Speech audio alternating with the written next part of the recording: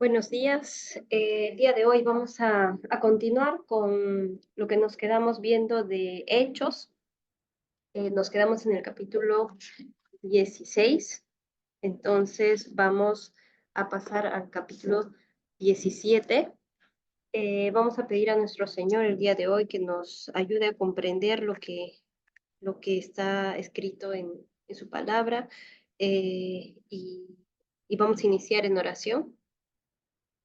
Amado Padre, gracias por todas tus bendiciones, por todos tus pruebas, Señor, por todos tus caminos. Sabemos que a veces no podemos entender las cosas que pasan en nuestra vida, pero siempre al final tú tienes tus propósitos y nosotros estamos dispuestos siempre a obedecerte, Señor. Eso es lo que me gustaría que pongas en nuestro corazón, Señor, siempre. En esta oportunidad queremos pedirte que abras nuestro corazón, nuestro espíritu, esté atento a tu palabra, Señor, si hay algo en nuestra vida que estas palabras tienen que tocar. Te pedimos que nos muevas, Señor, que seas tú el que habla estas cosas y, y no yo que voy a solamente a explicarlo. Te doy gracias, Señor, por esta oportunidad, por poder compartir con mis amigos, mis hermanos, mi familia, Señor. Te pido que los cuidas y los protejas en el nombre de tu amado nuestro Señor Jesús. Amén. Muy bien. Entonces vamos a continuar con Hechos 17. Ah, Y vamos a ver ahorita en esta oportunidad Hechos capítulo 17, ¿no es cierto? Y estábamos viendo que, por ejemplo, Hechos 17, siempre ustedes van a ver, y lo dijimos antes, ¿no? Que hay como estas subtítulos en algunos en los apartados, ¿no? Por ejemplo, acá en el capítulo 17 dice el alboroto en Tesalónica. Ya sabemos que en el original griego eso no están, esos subtítulos son solamente una guía. Entonces, es como que la continuación, el libro está continuando, ¿ya? Y dice, pasando por Anfípolis y Apolonia, llegaron a Tesalónica, donde había una sinagoga de los judíos, ¿no? Ahí estamos hablando de que Pablo y Silas fueron a ese lugar. Y Pablo, como acostumbraba, fue a ellos y por 3 días de reposo discutió con ellos declarando y exponiendo por medio de las escrituras que era necesario que el Cristo padeciese y resucitase de los muertos, y que Jesús, a quien yo os anuncio, decía él, es el Cristo. Y es importante esto, recalcarlo en el contexto judío, ¿ya? Porque los judíos, como les explicaba anteriormente, esperaban un Mesías rey. Entonces, ellos están pensando que es una persona súper poderosa que va a restablecer, ¿no? Su raza, que va a prácticamente eh, destruir, ¿no? A los romanos o hacer que estos años que ellos han tenido eh, en cautiverio, ¿no? Bajo otros gobiernos que no ha sido el suyo, este, ellos están esperando ese Mesías rey, ¿no? Que los salve de esa manera. Pero, ¿qué pasa? Jesús, Dios, um, tiene su forma de ver las cosas, ¿no? Y nosotros tenemos que entender eso, porque a veces nuestra forma de mirar las cosas no es lo mismo que la forma que Dios mira las cosas, ¿no? Y por eso es que para un judío comprender que Cristo, el Rey de Reyes, de esa forma en que ellos lo creen, iban a ser, por ejemplo, en un pesebre, ¿no? Que es una cosa tan humilde como algo para dar de comer a un animal, ¿no? Que el Rey de Reyes iba a nacer ahí, que iba a sufrir todo lo que sufrió, que iba a ser manso, ¿no? O sea, que iba a ser manso, de, de, de, de no, de no enfrentarse, ¿no? A la, me refiero a políticamente, ¿no? Contra el gobierno. Y lo vimos en las bienaventuranzas cuando hicimos en Mateo las bienaventuranzas, ¿no? No enfrentarse como líder político y encima morir en la cruz, en un madero, ¿no? Para ellos, el que cuelga de un madero es maldecido, dice en los judíos, ¿no? En el Antiguo Testamento lo dice. Y, y el hecho de que Jesús muera así, ¿no? Y el hecho de que haya vivido su vida así, ellos es porque el Mesías que está enviando Dios, el Salvador, no es un Salvador de la carne, es un Salvador del Espíritu.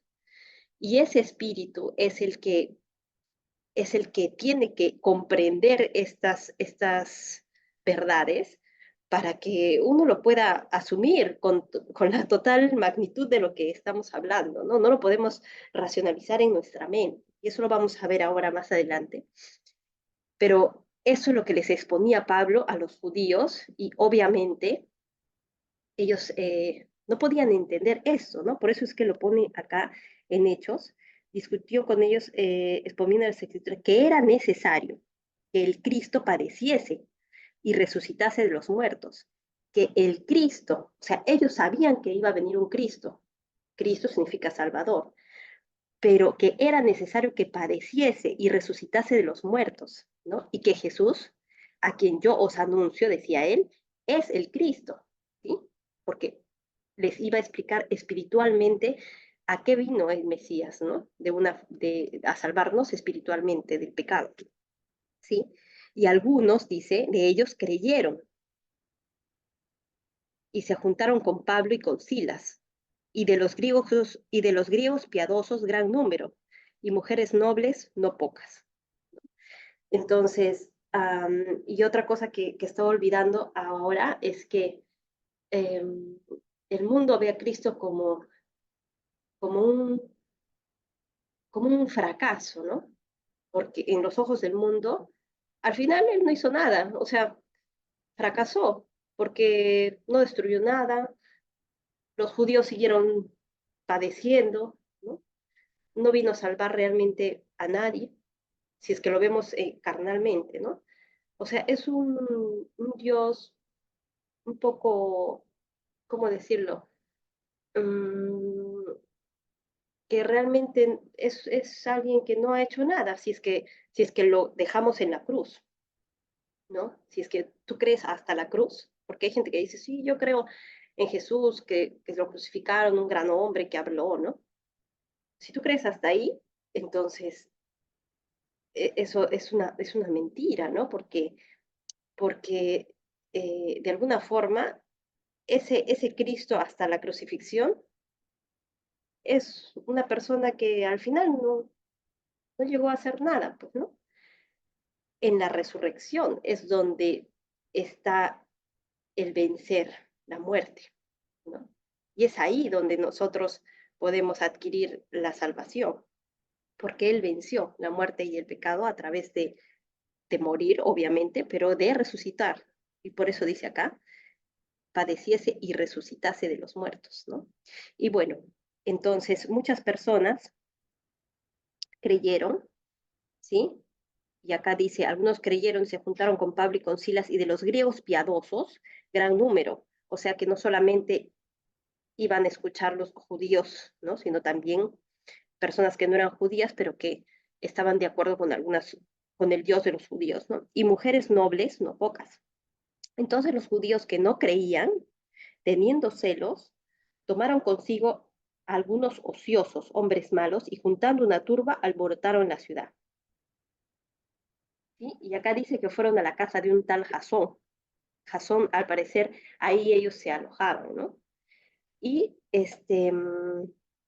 procuraban sacarlos del pueblo porque estaban diciendo, ¿no? Estas ideas, ¿no? Y habían controversia entre los que creían y los no creían, ¿no? Y acá dice, estos que trastornan el mundo entero también han venido acá, a los cuales Jasón ha recibido, y todos estos contravienen los decretos de César, diciendo que hay otro rey, que es Jesús, ¿no? Y entonces, cuál era la forma en que ellos podían sacarlos de ahí o acusarlos? Era diciendo que ellos estaban contra el gobierno romano, ¿no? Diciendo que había otro rey. Y por eso es que estas personas que no creían podían hacer esto para que los romanos se inmiscuyeran y calmaran todo de alguna forma, ¿no? Dice. Um,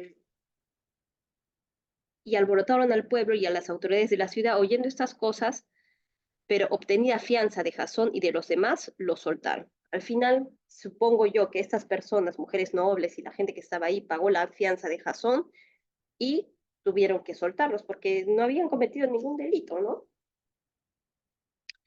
Luego hablamos de Pablo y Silas, ¿no? En Berea, que es otra ciudad, dice, inmediatamente los hermanos enviaron de noche a Pablo y a Silas hasta Berea. Esto porque los estaban buscando. Seguramente se habrían enterado que estaban en la casa de Jasón, lo sacaron de ahí, pero igual a Jasón lo llevaron a, a, a esta, a este sitio para que lo aprendieran, ¿no? Y al final él salió bajo fianza. Dice, y ellos habiendo llegado, entraron en la sinagoga de los judíos, igualito, ¿no? En Berea, en todos los pueblos que ustedes van a ver, siempre Pablo, el primer sitio donde va a ir es a donde los judíos. ¿Por qué? Porque la palabra dice así, al judío primeramente y luego al griego, o sea, y luego a los gentiles, pero al judío primeramente. ¿Por qué? Porque ellos pueden entender más rápido si es que alguien docto en el Antiguo Testamento y, y, y, y viendo el Nuevo Testamento, quién es el Cristo y con las credenciales y todas las cosas que ellos hacen, es muchísimo más fácil que un judío, si es que realmente se pone a estudiar el Nuevo Testamento, y yo creo que si lo hace así bien, es bien difícil que no crea, porque todas sus tradiciones están basadas en Jesucristo.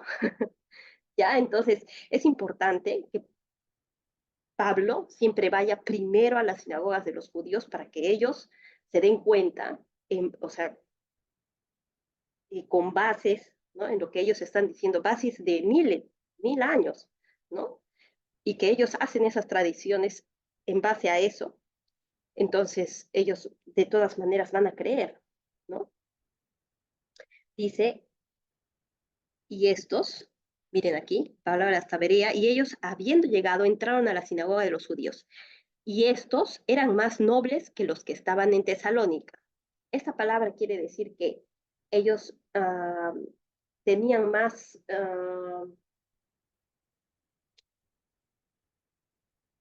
no sé si decir estatus social o de repente es más conocimiento, ¿no? Más conocimiento de la palabra, de repente tenían un poco más de instrucción, ¿no?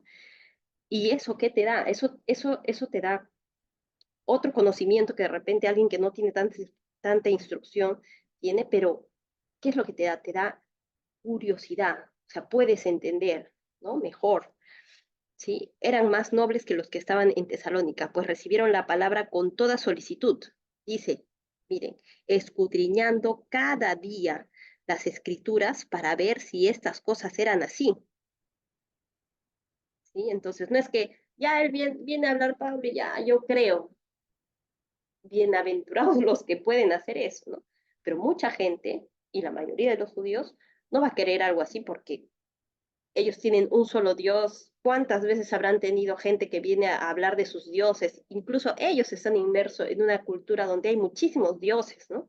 Entonces, tienen una coraza de protección frente a muchas otras cosas que están fuera de su cultura, de su religión, de todo lo que, las leyes que ellos tienen, las tradiciones, ¿no?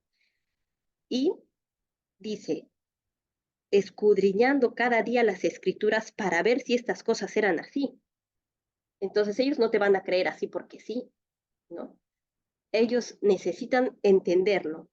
Y dice, así que creyeron muchos de ellos, y mujeres griegas de distinción, porque también habían mujeres, ¿no? Ahí, porque ya esta parte del mundo estaban todos los judíos ya eh, mezclados, ¿no? Estaban mezclados con la gente de ahí, con los griegos, había muchos judíos ya por todas partes, ¿no? Y mujeres griegas de distinción, y no pocos hombres griegos, ¿ah? Pero mira, dice que más mujeres, cuando los judíos de Tesalónica, o sea, los que habían estado fastidiando con que vayan a apresarlos, ¿no? A decir que ellos están hablando de un rey romano, ¿no? Dice, cuando los judíos de Tesalónica supieron que también en Berea era anunciada la palabra de Dios por Pablo, fueron allá y también alborotaron a las multitudes, o sea, no contentos con estar en Tesalónica, viajaron a Berea y empezaron a decir esas cosas, ¿no? Pero inmediatamente, dice, los hermanos enviaron a Pablo, los hermanos, refiero a los hermanos en Cristo, ¿no? Los creyentes, ya los cristianos, enviaron a Pablo que fuese hacia el mar y Silas y Timoteo se quedaron allí, o sea, Silas y Timoteo se quedaron en Berea. Y los que se habían encargado de conducir a Pablo, o sea, los que se llevaron a Pablo, lo llevaron a Atenas.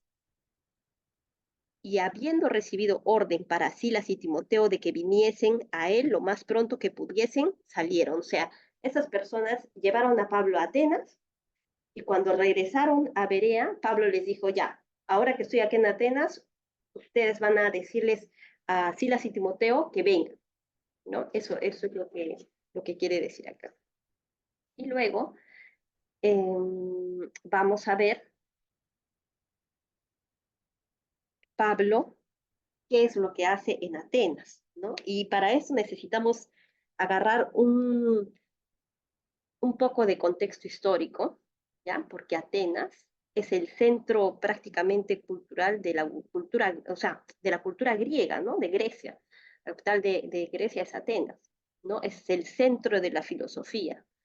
Como unos 300 años antes, habían estado Sócrates, Aristóteles, ¿no? Platón haciendo todas sus filosofías, la gente ahí era muy instruida y era gente que disertaba mucho, ¿sí? O sea, discutían de cosas sobre filosofía, ¿no? Y vamos a ver qué es lo que hizo Pablo en esta ciudad. Otra cosa que les iba a comentar es que había dos como corrientes que se daban en ese tiempo, ¿no? Que seguramente lo vamos a ver en, cuando ya estemos leyendo, que eran los epicúreos. Ahorita lo vamos a ver. Dice, mientras Pablo los esperaba, en versículo 16, mientras Pablo los esperaba en Atenas, su espíritu se enardecía viendo la ciudad entregada a la idolatría. Bueno, y eso ya lo sabemos todos, ¿no? La mayoría de dioses son griegos, ¿no? De los dioses que la gente adoraba, ¿no? Y la gente tenía dioses para todo, ¿no? Para el vino, para la guerra, para la caza, para lo que sea, tenían dioses, ¿no? Y entonces, ustedes podían ver, por ejemplo, en las calles, siempre con altares, con cosas para figurillas, ¿no? Cosas de otros dioses, se les prendían, les hacían ofrendas. Entonces, él pasaba por la ciudad y su espíritu, dice, se enardecía viendo la ciudad entregada a la idolatría. Así que discutía en la sinagoga con los judíos y piadosos. ¿Ya? Esos piadosos se refiere a los griegos que no son judíos, pero que creen así como ellos trataban a, al Dios de los judíos, al Dios de Jacob, como cualquier otro Dios, ¿no? Había gente que creía, así como los romanos que vimos que creyeron, como el centurión romano que creyó con su familia, ¿no?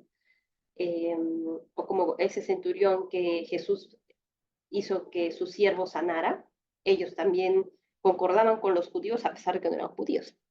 Y en la plaza, cada día con los que concurrían, eso en la plaza. Y algunos filósofos de los epicúreos y de los estoicos disputaban con él. ¿Quiénes eran estos epicúreos? esta filosofía trata de que el fin supremo del hombre es evitar el dolor. O sea, sí creían en un Dios, pero en un Dios como muy lejano, ¿no? Como alguien que no se entromete, ¿no?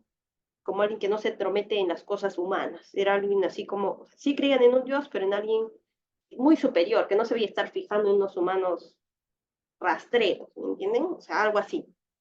Y que al morir el espíritu y el cuerpo automáticamente se desintegraban, o sea, no había vida después de la muerte, nada, nada, solamente eres que eso, morías y ahí quedas, ¿no? Eran los epicúreos. Y mmm,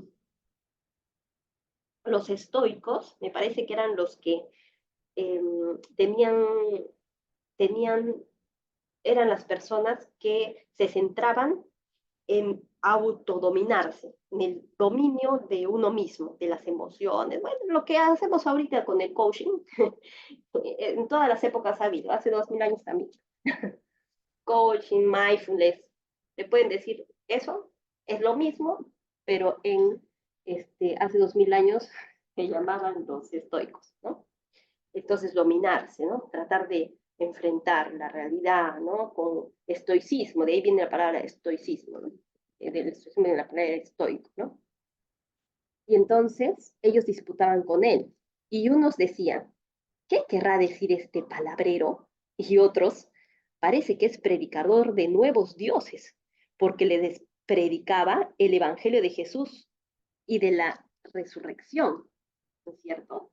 Entonces es lo que uno no puede predicar el evangelio y a Jesús si no hablas de la resurrección, porque como les decía antes, hablar del hasta que Cristo murió, tienes un Cristo, por así decirlo, ¿cómo se dice esta palabra? Fracasado. Es un Dios, un Cristo fracasado, un Dios fracasado. Ha fracasado, muerto en la cruz, golpeado, escupido, ¿no? Él no ha hecho nada, ¿no? Él no ha hecho nada en el sentido de que no se ha levantado con su poder y los ha fulminado, ¿no entienden? No, él no ha hecho eso. Simplemente se ha dejado matar y ha muerto ha nacido en las peores condiciones y ha muerto en las peores condiciones. Entonces, ¿de qué Dios estás hablando, no? ¿De qué Salvador estás hablando si hasta ahí, hasta esa muerte en la cruz, eso es un fracaso? Y encima los judíos dicen, maldito el que es colgado en un madero, ¿no? Y eso, maldito el que es colgado en un madero, lo usa Dios, ¿por qué? Porque realmente Jesús, ese tiempo que estuvo en el madero, fue maldito, y fue maldito por todos los pecados de la humanidad. Y por eso es que cuando Jesús supo que iba a llevar esa carga, el día anterior en el huerto de los olivos, y oró y, le pidió a Dios que pasara de él esa copa, era por eso, porque él iba a ser maldito, iba a estar separado de su Padre Dios, la primera vez que iba a estar separado de su Padre Dios, y sudó sangre. ¿Se imaginan su miedo como humano de estar separado de Dios? Yo no creo que haya tenido miedo de esa muerte en la cruz, de que fuera escupido, golpeado y todo lo que sabía que le iba a pasar, más que estar separado de su Padre Dios en ese momento en que era maldito en el madero. Pienso que eso es lo que hizo que Cristo tuviera tanto miedo. Y se imaginan ustedes que Él, siendo Dios, tenga tanto miedo de eso y que Él sabía que iba a resucitar, pero fue por un momento en que Él estuvo así. ¿Se imaginan nosotros, toda la eternidad, estar separados de Dios? O sea, es algo que a mí me impresiona, ¿no? O sea, el miedo de Cristo de esas horas, días que iba a pasar sin Dios, y nosotros felices diciendo, no pasa nada. O sea, es algo necio de parte del ser humano, ¿no? Pensar que no va a pasar nada al final. Entonces, eh, y lo peor de todo es que si lo vemos hasta acá, hasta esto del madero que yo les digo, es eso, es un fracasado. Pero ¿qué pasa? El valor está en que Él venció a la muerte. Él ha resucitado.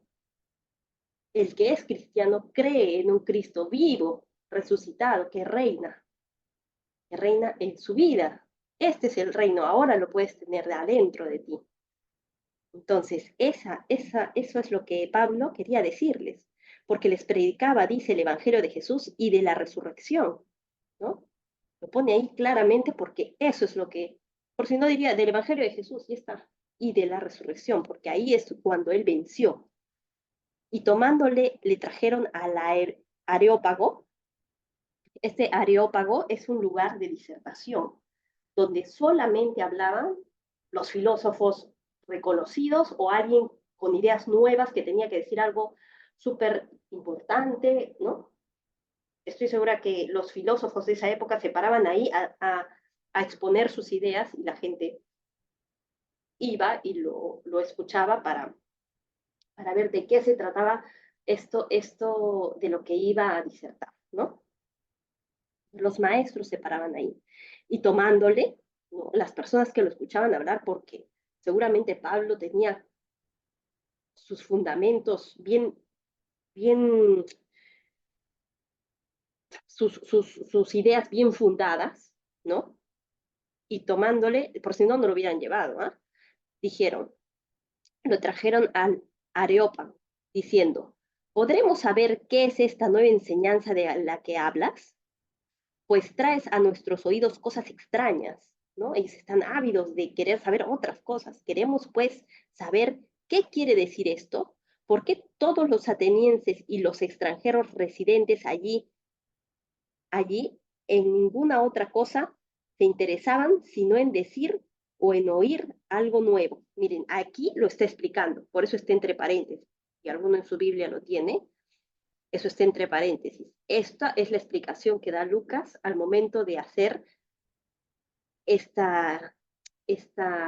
al momento de escribir, claramente lo está explicando, ¿no? Porque todos los atenienses y los extranjeros residentes allí, en ninguna otra cosa se interesaban sino en decir o en oír algo nuevo, ¿sí? Y entonces, Pablo, ¿no? Vamos a irnos al versículo 23, ya estaba en el Areópago, dice, varones atenienses, en todo observo que sois muy religiosos, porque pasando, ¿no? Versículo 23, porque pasando y mirando vuestros santuarios, hallé también un altar en el cual estaba esta de inscripción, al Dios no conocido, ¿sí? Y lo pone en mayúsculas, ¿por qué? Porque Pablo tenía que explicar de alguna manera, ellos tenían tantos dioses y tenían que, necesitaba explicar de alguna manera que ellos pudieran entender, ¿no? Porque obviamente no todos eran judíos. Y vamos a leer estos 3 versículos para que podamos entender esto. Dice, hallé también en un altar en el cual estaba esta inscripción, al Dios no conocido. Y habían altares al Dios no conocido. Y eso estaba escrito en las calles cuando Pablo pasaba y estaba ardiendo en el espíritu, decía al Dios no conocido. Y decía, ¿y ese Dios no conocido, no? ¿Quién será? De repente es Jehová, él es Jehová, Dios ha puesto en sus corazones que hay algo superior, ¿no? Al que vosotros adoráis, pues sin conocerle, es a quien yo os anuncio. Miren, lo agarró porque dijo, hay un Dios, seguramente alguien habrá dicho, hay un Dios que no conocemos y no vamos a hacerlo enojar, porque ya tenemos Dios de la guerra, de la casa, del vino, de todo. Entonces, no queremos olvidarnos de nadie y vamos a hacer un altar al Dios no conocido, por si se nos ha olvidado alguno. ¿Sí? Puede ser esa la idea y, y ver que eso hizo que Pablo pudiera agarrar a ese Dios no conocido, que obviamente ellos no lo conocen si conocen a todos los demás, y ponerle un, un ponerle una, por así decirlo, una cara, ¿no? Que es el Dios Dios de Jacob, ¿no? El Dios Jehová, Cristo, ¿no? Para que ellos puedan entender que es el Dios que ellos no conocen, ¿no? Dice, al que vosotros adoráis, pues, sin conocerle, es a quien yo os anuncio. Qué perspicaz, Pablo, ¿no? El Dios que hizo el mundo, dice, y todas las cosas que en él hay, siendo Señor del cielo y de la tierra. No habita en templos hechos por manos humanas, ni es honrado por manos de hombres, como si necesitase de algo, pues Él es quien da a todos vida y aliento y todas las cosas. Y de una sangre ha hecho todo el linaje de los hombres, para que habiten sobre toda la faz de la tierra, y les ha prefijado el orden de los tiempos y los límites de su habitación, para que busquen a Dios, y en alguna manera, palpando, puedan hallarle, aunque ciertamente no está lejos de cada uno de nosotros. ¿Ya? Él está hablando de eso porque ya vimos que hay otras personas, los epicúreos, que creían en un Dios muy lejano, ¿no? Entonces, él les está hablando de un Dios que es más, que está más cerca de lo que ellos piensan, ¿no? Porque en él vivimos, dice, y nos movemos y somos, como algunos de vuestros propios poetas también han dicho, porque el linaje suyo somos, siendo pues linaje de Dios, no debemos pensar que la divinidad sea semejante a oro, o plata, o piedra, escultura de arte y de imaginación de hombres. Pero Dios, habiendo pasado por alto los tiempos de esta ignorancia, ahora manda a todos los hombres en todo lugar que se arrepientan, por cuanto ha establecido un día en el cual juzgará al mundo con justicia, porque aquel varón a quien designó, dando fe a todos con haberle levantado de los muertos. Obviamente está hablando de Cristo. Pero cuando oyeron lo de la resurrección, o sea, esta gente que ya estaba entendiendo la idea, ¿no? Sí, pero cuando oyeron lo de la resurrección, ¿qué pasó? La resurrección solamente la puedes, yo pienso, asumir con el espíritu, porque tú en tu mente de humano vas a pensar siempre que eso no es posible, ¿no? Eso no es verdad, ¿no? Pero cuando oyeron lo de la resurrección de los muertos, ¿qué pasó? Lo que pasa siempre. Unos se burlaban y otros decían, ya te oiremos acerca de esto otra vez. Ya, chao, chao, termina de una vez, ya, después te oímos, ¿no? Y así Pablo salió de en medio de ellos, mas algunos, que dice, creyeron juntándose con él. Así es que no tengan miedo de hablar y que de repente se burlen de ustedes si es que ustedes están hablando estas cosas y son la verdad, porque si una de las personas que esté en ese sitio lo ha escuchado y ha creído, si no ha creído, si ha tenido la duda de que lo que ustedes hablando es verdad, ha valido la pena esa burla. Y estoy seguro que Pablo así lo ha pensado. Y dice, mas algunos creyeron juntándose con él, entre los cuales estaba Dionisio, el Areopagita, una mujer llamada Damaris y otros con ellos. Entonces, hubo fruto. De repente no para esa gente que era filosófica y todo, pero algunos escucharon y creyeron. Y, y nosotros tenemos que darnos cuenta que a veces las filosofías, incluso la psicología, ¿ya? Y lo que hablábamos del coaching, el mindfulness y todas estas cosas, siempre te van a decir que tú puedes hacerlo solo, ¿ya?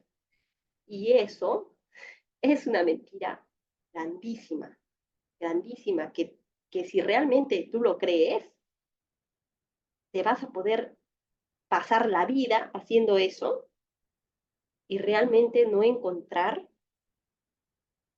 la paz que te ofrece Cristo en tu espíritu. Probablemente sea momentáneo. Sí, yo he visto casos en los que las personas van muy bien, llega un momento en que eso tiene sentido, ¿me entiendes? Tiene sentido para tu cerebro, para tu mente, ¿sí? Tiene sentido, pero hay algo en lo más profundo de nuestro ser que siempre está como que roto.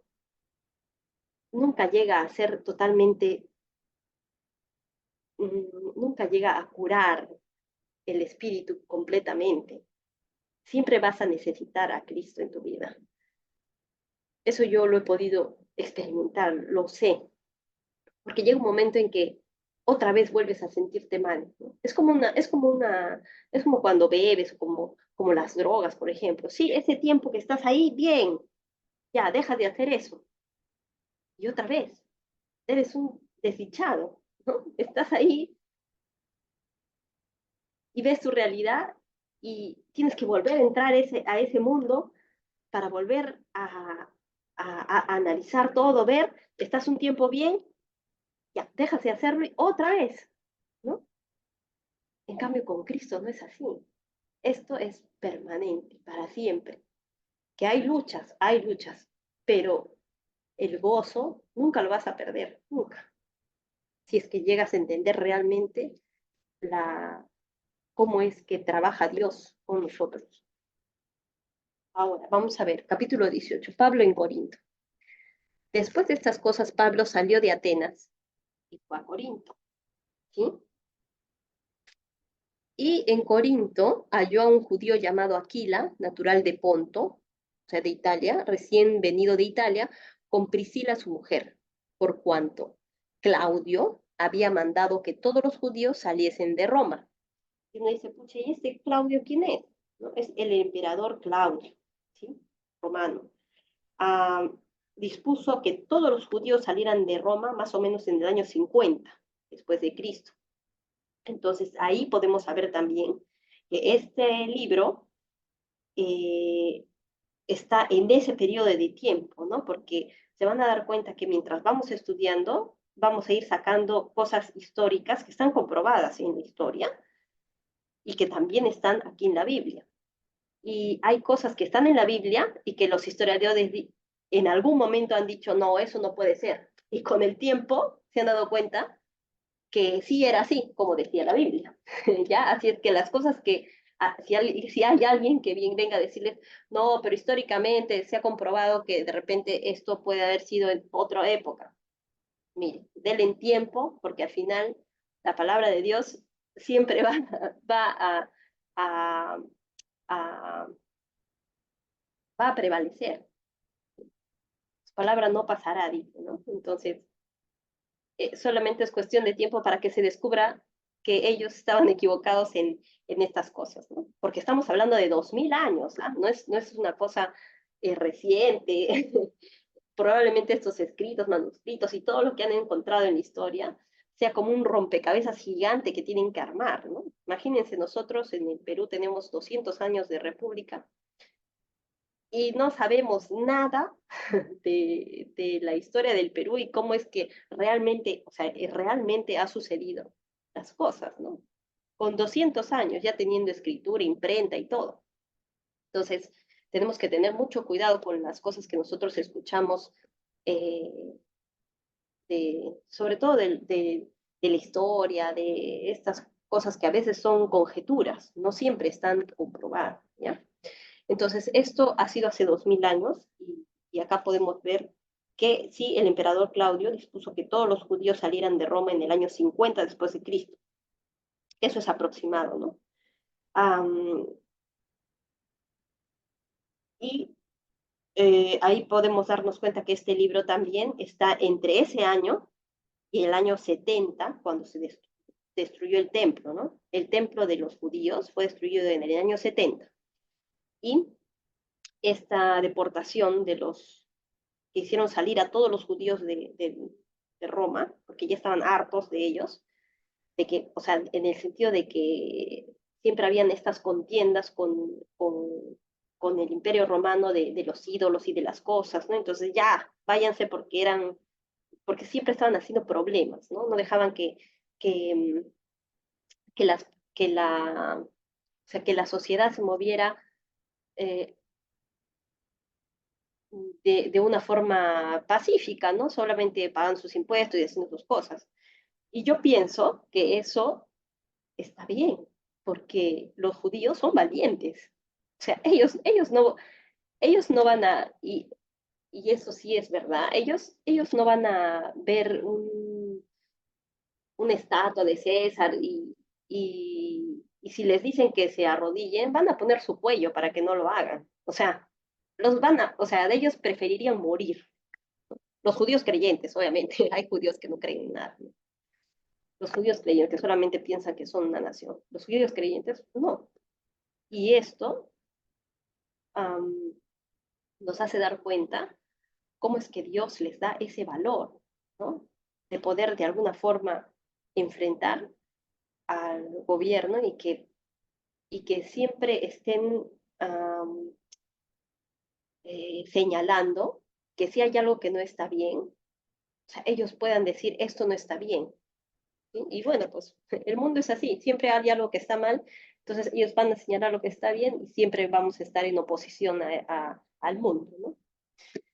Y bueno, entonces, acá decimos, um, y Pablo en Corintio, vamos a continuar, se halló a esta pareja, ¿no? Que son Aquila y Priscila, por cuanto Claudia había mandado a que todos los judíos saliesen de Roma. ¿Sí? Fue a ellos y como era del mismo oficio, se quedó con ellos y trabajaban juntos, pues el oficio de ellos era hacer tiendas. ¿Ya? Entonces ellos hacían tiendas. Eh, no sé si esta palabra tiendas, hay algunos estudiosos que dicen que se refiere a tiendas como de carpas para vivir y otros dicen que pueden ser este tipo de tiendas que son como unas telas que uno se pone en la cabeza para el momento de orar. No lo sé, pero bueno, el punto es que hacían el mismo oficio, que Pablo hacía el mismo oficio que estas personas y se quedó con ellos. Y discutía en la sinagoga todos los días de reposo y persuadía a judíos y a griegos. Y cuando Silas y Timoteo vinieron de Macedonia, ¿no? Porque ya lo alcanzaron, Pablo estaba entregado por entero a la predicación de la palabra, testificando a los judíos que Jesús era el Cristo, ¿sí? Pero oponiéndose y blasfemando estos, o sea, los judíos, les dijo, sacudiéndose los vestidos, pues ya saben que estoy harto, ¿no? Vuestra sangre sea sobre vuestra propia cabeza. Yo limpio. Desde ahora me iré a los gentiles. Le dijo, ¿saben qué? Ya me cansaron ya. Ya no les quiero explicar a ustedes nada, me voy a los gentiles, a la gente que no es judía, a explicarles a ellos porque ustedes no se pueden. Y saliendo de allí, dice, se fue a la casa de uno llamado Justo, que era temeroso de Dios, que al parecer no era judío, sino que era una persona griega que era temerosa de Dios, la cual estaba junto a la sinagoga. O sea, él vivía al lado de una sinagoga, ¿sí? Y Crispo, el principal de la sinagoga, ¿qué dice? Versículo 8, y Crispo, el principal de la sinagoga, creyó en el Señor con toda su casa, y muchos de los corintios oyeron, creían y eran bautizados. Entonces, ¿qué pasa? A veces lo que nosotros queremos, y, y a veces estamos hartos de hacer algo, ¿no? Como lo que, pero si te estoy explicando, no me entiendes, estoy harto de esto, ¿no? De lo que sea. A veces nosotros decimos, ya, Dios, estoy haciendo esto, ya, sácame de aquí, ¿no? Ya. Y él tomó la determinación de ya no ir a las sinagogas. ¿Y qué le dijo Dios con esto? Le dijo, no, no puedes hacerlo. Te voy a mandar al lado de una sinagoga donde este señor y vas a predicar. Y Crispo, eh, este señor que es el principal de la sinagoga, le creyó. Entonces, a veces nosotros damos todo por perdido, pero realmente no es así. Dios sabe, Él tiene sus propósitos, Él sabe lo que hace. Y en este caso, hizo creer a Crispo, y no solamente a él, a toda su familia. Y seguramente este Crispo era también una persona justa, ¿no? Con su andar, seguramente que era alguien probo, y muchos de los corintios, oyendo, creían y eran bautizados. Porque obviamente ves creer a esta persona, Crispo, con su familia, que siempre ha estado dado a, a las escrituras, que es un hombre piadoso, y vas a dudar, o sea, vas a decir, bueno, pues, ¿qué pasó? ¿No? Vas a preguntar, vas a indagar, y muchos fueron bautizados, ¿no? Entonces, acá Pablo no podía ir en contra de lo que ya había establecido Dios, que es al judío primeramente y luego al griego. Y él lo, lo, lo supo y después lo escribió en una de las cartas, pero lo supo con esto, ¿no? O sea, que ese es el orden, porque Dios es un Dios de orden, ¿sí? Entonces el Señor dijo a Pablo en visión de noche, no temas, sino habla y no calles, porque yo estoy contigo y ninguno pondrá sobre ti la mano para hacerte mal, porque yo tengo mucho pueblo en esta ciudad. Mucho pueblo quiere decir mucha gente que iba a creer. Y se detuvo allí 1 año y 6 meses, enseñándoles la palabra de Dios. Y, y esta ciudad Corintio, ¿ya? Tenemos que ver también um, que está dentro de esta parte griega, ¿no? Donde, donde estas personas y lo que nosotros hablamos de estas filosofías también rondan y están ahí todo el tiempo, ¿no? Y, y yo creo también que así como Pablo se dio cuenta de esto de los judíos y de las sinagogas, también se dio cuenta que el hombre en su naturaleza, ¿ya? En su naturaleza de conocimiento, no percibe las cosas que son de Dios, ¿sí? Y ya vamos a ver más adelante en las cartas de Pablo, cuando él les escribe a los corintios, vamos a ver que, si quieren puedo buscarlo después, hay una parte en la que habla de Primero de Corintios, en Primera de Corintios 2:14, ¿sí? Si quieren anótenlo, yo lo voy a leer ahora, pero yo pienso que él se dio cuenta de eso aquí, en esta parte, en esta zona, donde cuando fue a Atenas, cuando fue a Corinto, cuando estuvo en Tesalónica, cuando vio toda esta idolatría, y él les explicaba, y ellos no lo podían entender, ¿sí? Y cuando él les escribe a esta iglesia de Corintios ya después, porque él después de hacer esto se fue y después tenía contacto solamente por correspondencia, o bueno, pues los siempre seguía, ¿no? Los pasos de las iglesias que había aperturado para ver cómo estaban y si estaban enseñando lo correcto. En 1 Corintios 2:14, ¿qué dice? El hombre natural no percibe las cosas que son del Espíritu de Dios, porque para él son locura y no las puede entender, porque se han de discernir espiritualmente, ¿sí?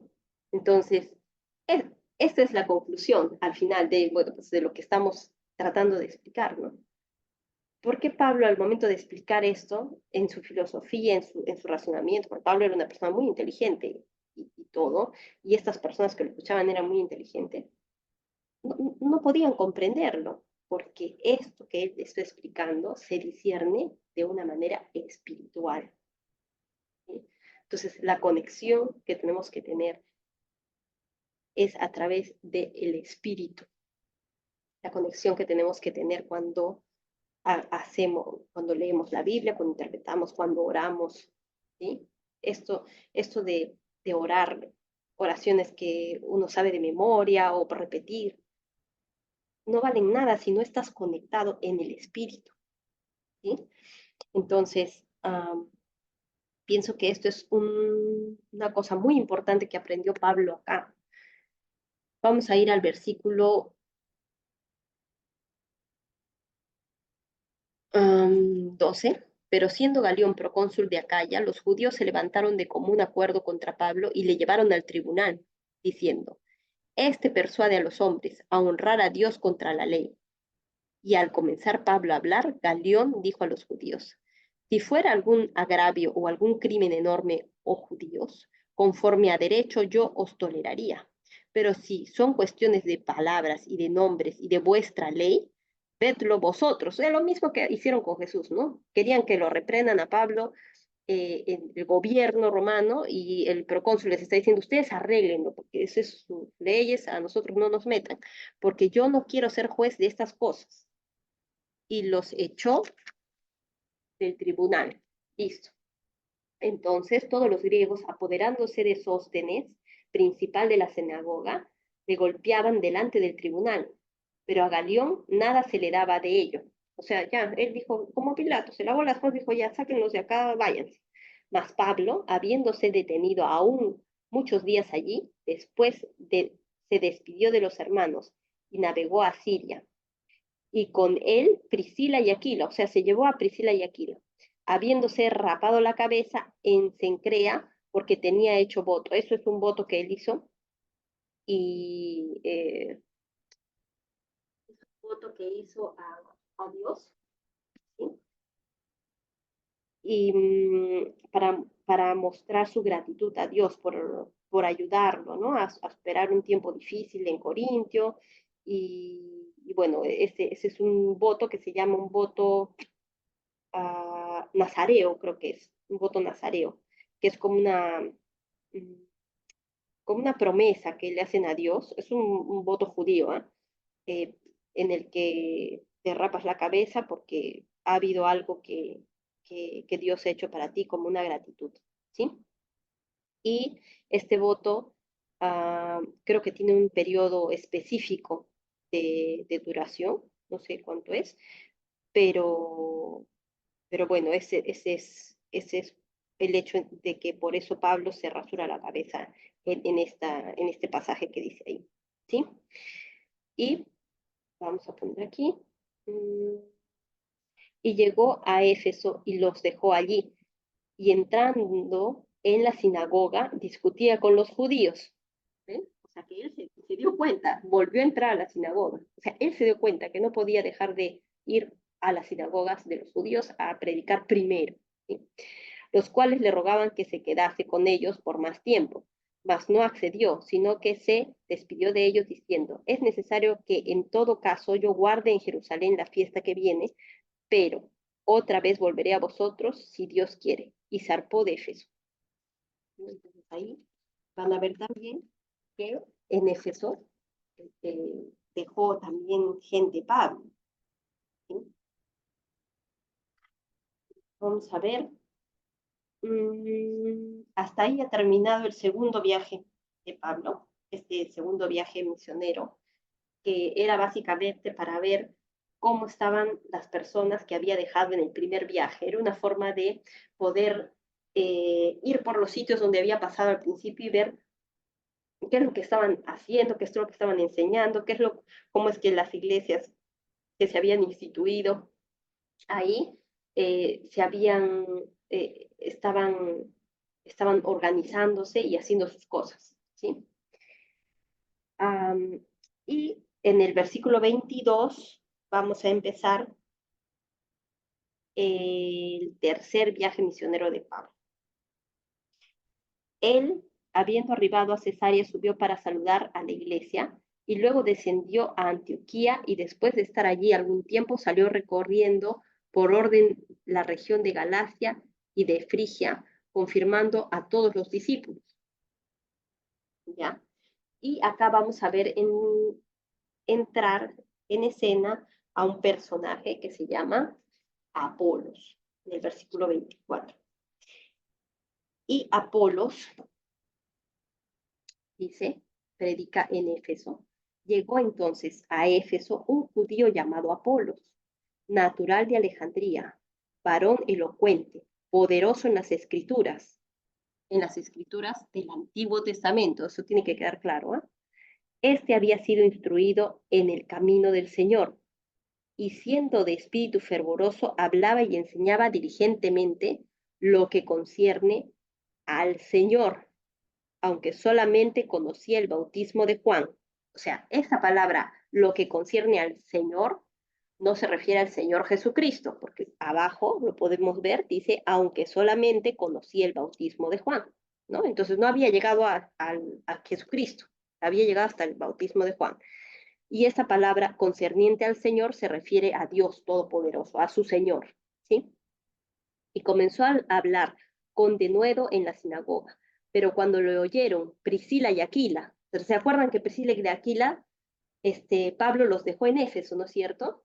Y ellos empezaron a enseñar ahí a los hermanos, a enseñar sobre Cristo, y ellos lo escucharon y le tomaron aparte y le expusieron más exactamente el camino de Dios, o sea, le explicaron sobre Cristo.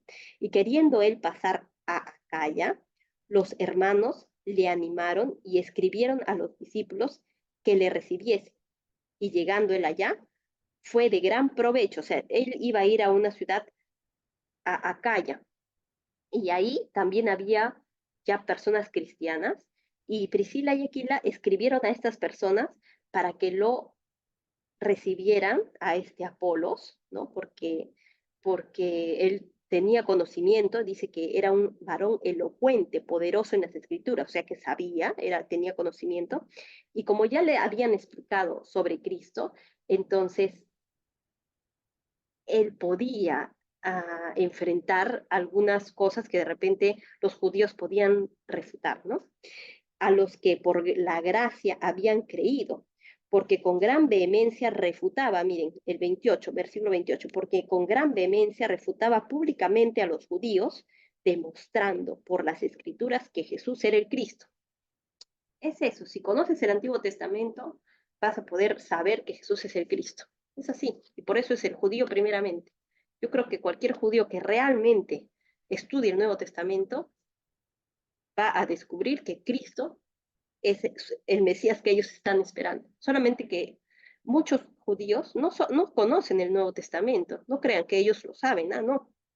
La mayoría no sabe algunas historias así, mmm, cosas grandes, ¿no? Pero no así cosas específicas o que no, creo que hasta lo tienen prohibido. Así es que en ese sentido sí es algo que, que si tienen amigos judíos, puede ser, les insten a que lean el Nuevo Testamento para que puedan ellos mismos darse cuenta y entender.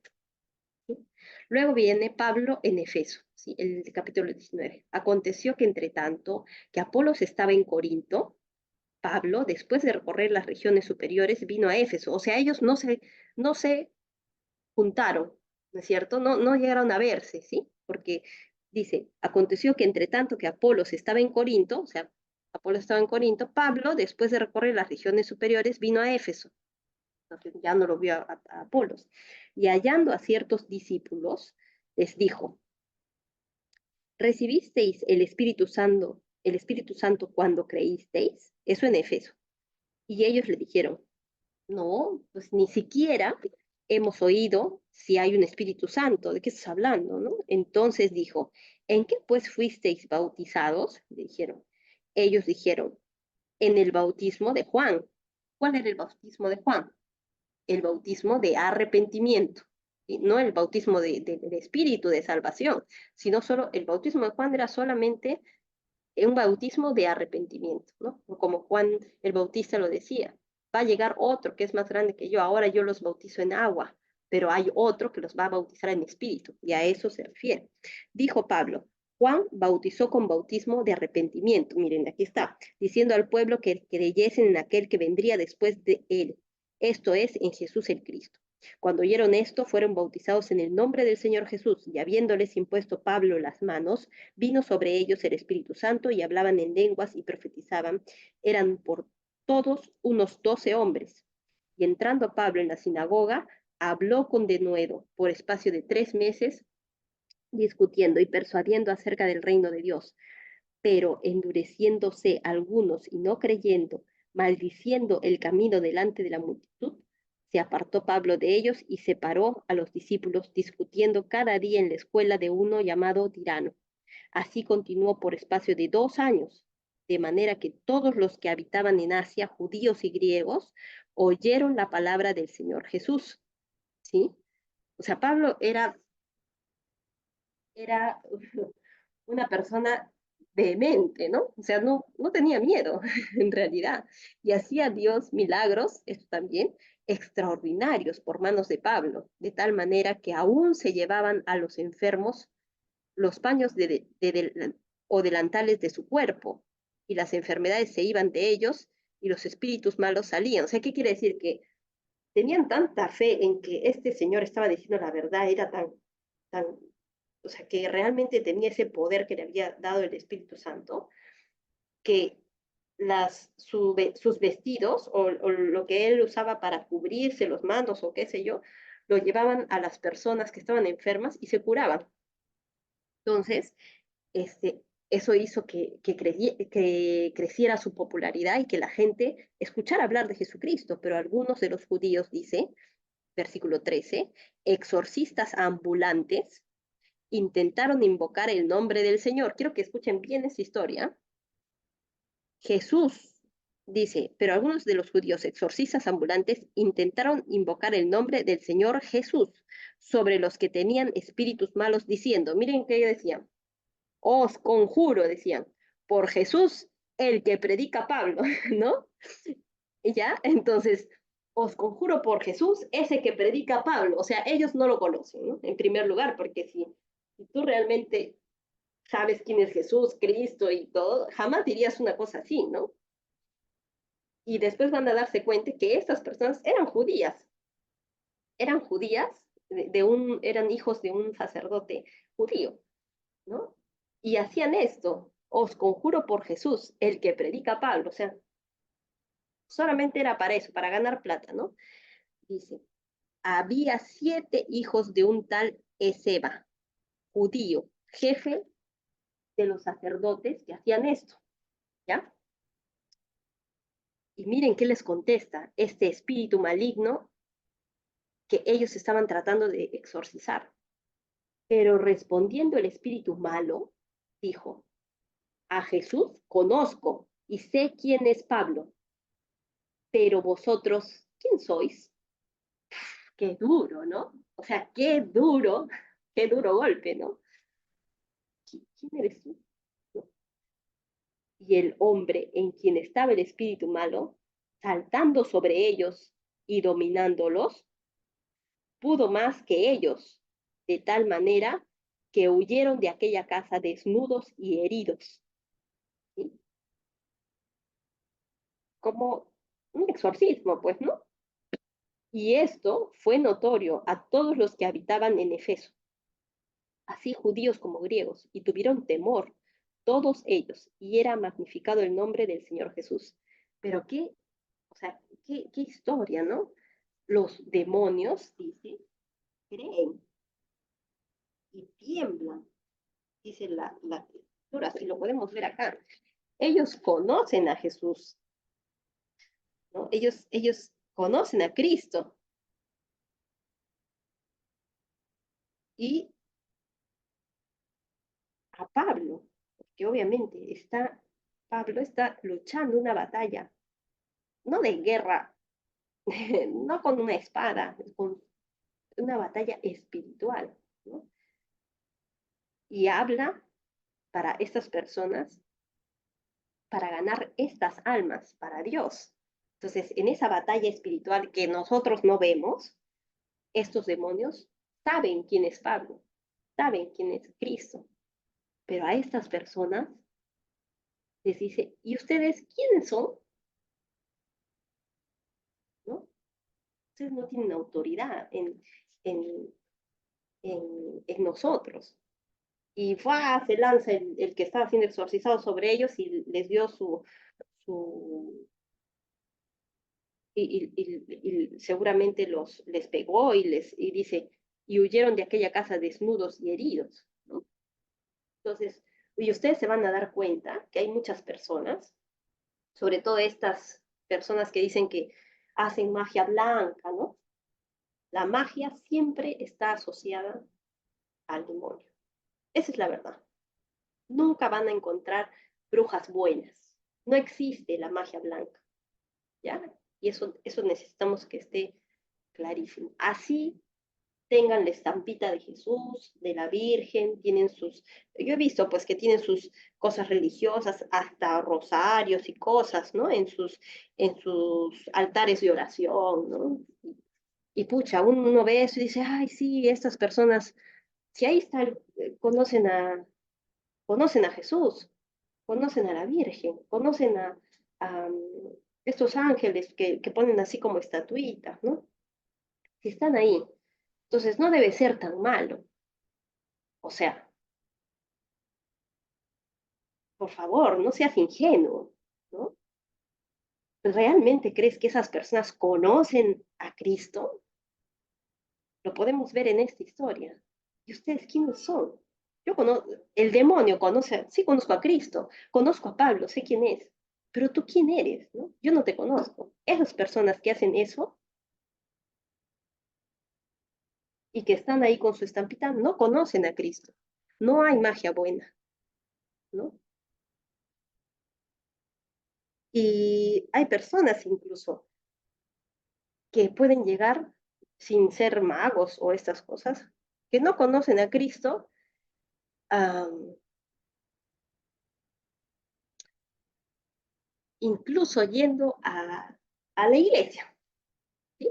Conocen al Cristo que está en el altar, crucificado, ¿ok? Muy pocos altares de la iglesia católica, por ejemplo, que está ahí el Cristo crucificado, la mayoría está la Virgen, ¿no? Pero Cristo casi nunca está, si se si entran y se dan cuenta, es lo que van a encontrar.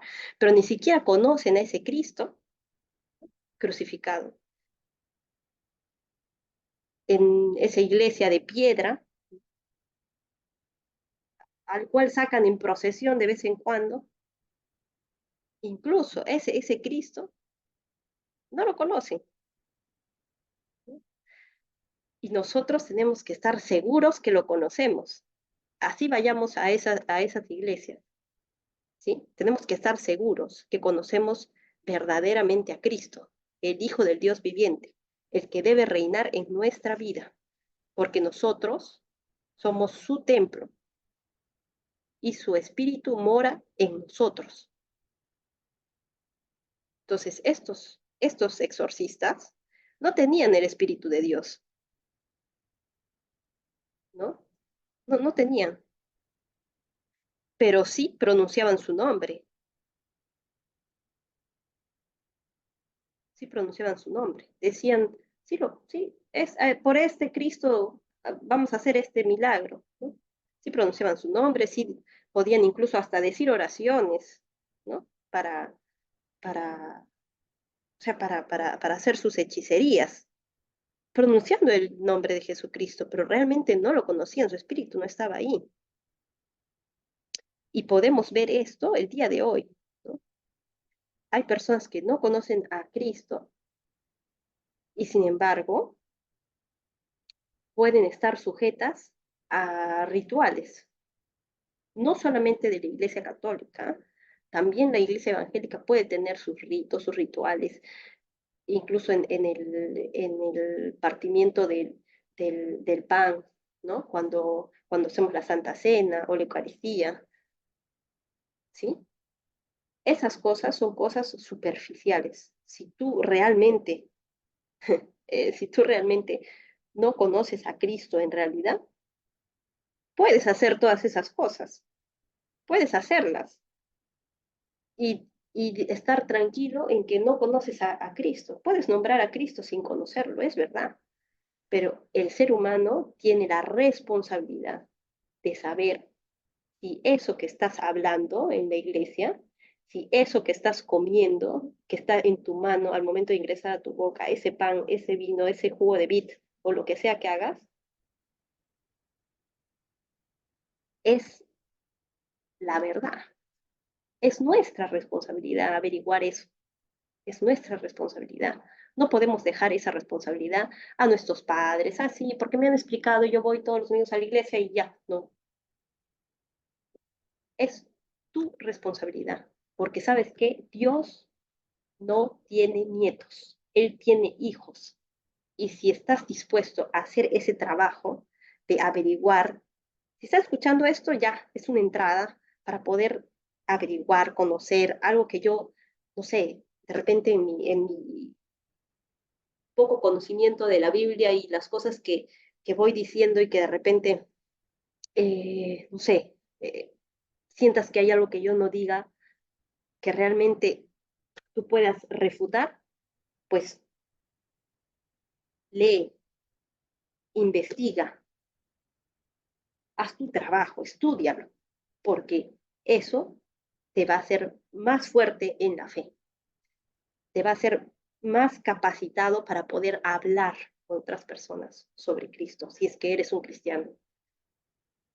Y si no eres un cristiano, no, pues, intenta que esto que nosotros estamos hablando ahora, por lo menos puedas discernirlo espiritualmente.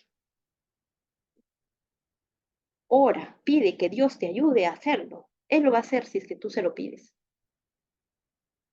Pero si eres una persona orgullosa, que piensas que lo vas a poder hacer solo con tu coaching, probablemente no lo logres. Te lo digo por experiencia. ¿Sí? Entonces, es algo que hay que hay que hablar. Hay que hablar con las personas. Y yo sé que esto que yo estoy diciendo no es muy popular, ¿no? Porque siempre el mundo tiende a, a estar en la popularidad, pero si es la verdad, hay que ser valientes para decir que eso no es así. ¿Sí? Muy bien. Y entonces, eh, vamos a continuar. Y hubo, por aquel tiempo, en versículo 23, un disturbio no pequeño acerca del camino, porque un platero llamado Demetrio, que hacía de plata templecillos de Diana, o sea, de la diosa Diana, la diosa de la casa, eh, daba no poca ganancia a los artífices, a los cuales reunidos con los obreros del mismo oficio, dijo, varones, sabéis que de este oficio obtenemos nuestra riqueza, pero veis y oís que este Pablo no solamente es en Efeso, sino en casi toda Asia, ha apartado a muchas gentes con su persuasión, diciendo que no son dioses los que se hacen con las manos. Y no solamente hay peligro de que nuestro negocio venga a desacreditarse, sino también que el templo de la gran diosa Diana sea estimado en nada y comience a ser destruida la majestad de aquella a quien venera toda Asia y el mundo entero. O sea, se refiere a esta diosa que ellos veneraban y que era como su representante, ¿no? Diana de los Efesios, ¿no? Era como el templo de la diosa Diana. Ustedes saben que es una de las 7 maravillas del mundo antiguo.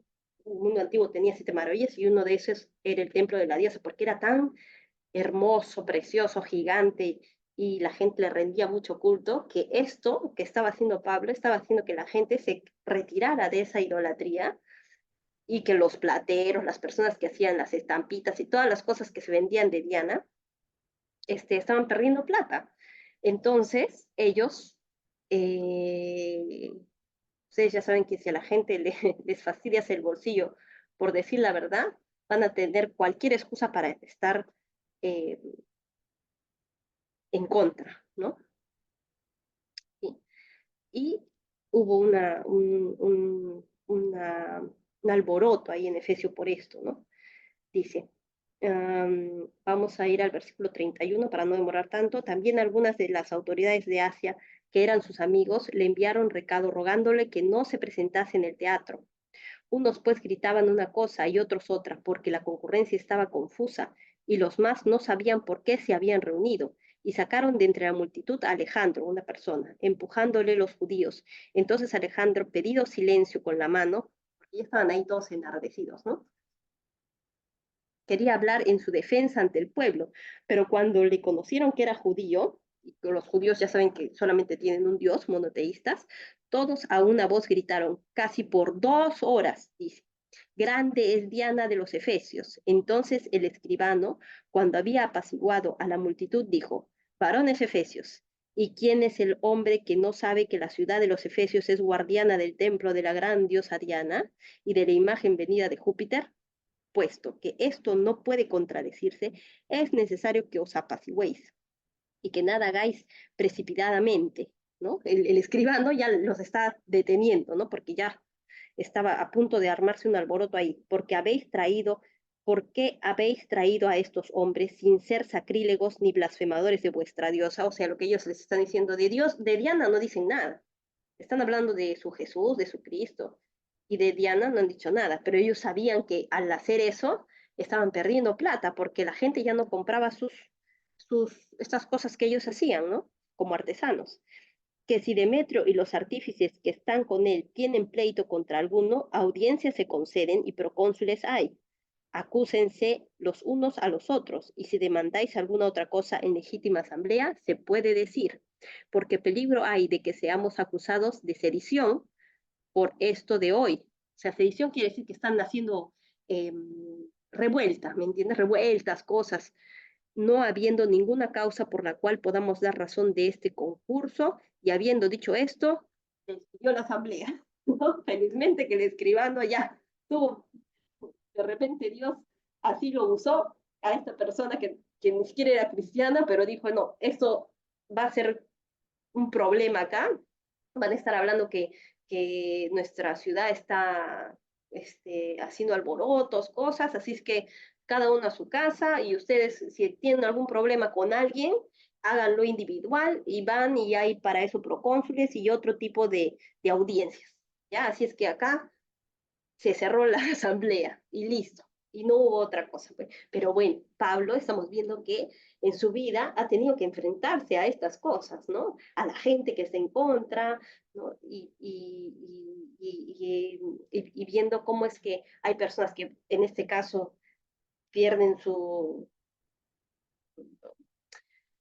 eh, pierden de alguna manera su trabajo, su dinero por hacer estas estampillas, estas cosas. Y él tiene que hablar la verdad, porque al final eh, es para lo que ha sido mandado, ¿no? Y si ellos pierden eso, bueno, pues esa ya escapa de lo que puede hacer o decir Pablo, ¿no?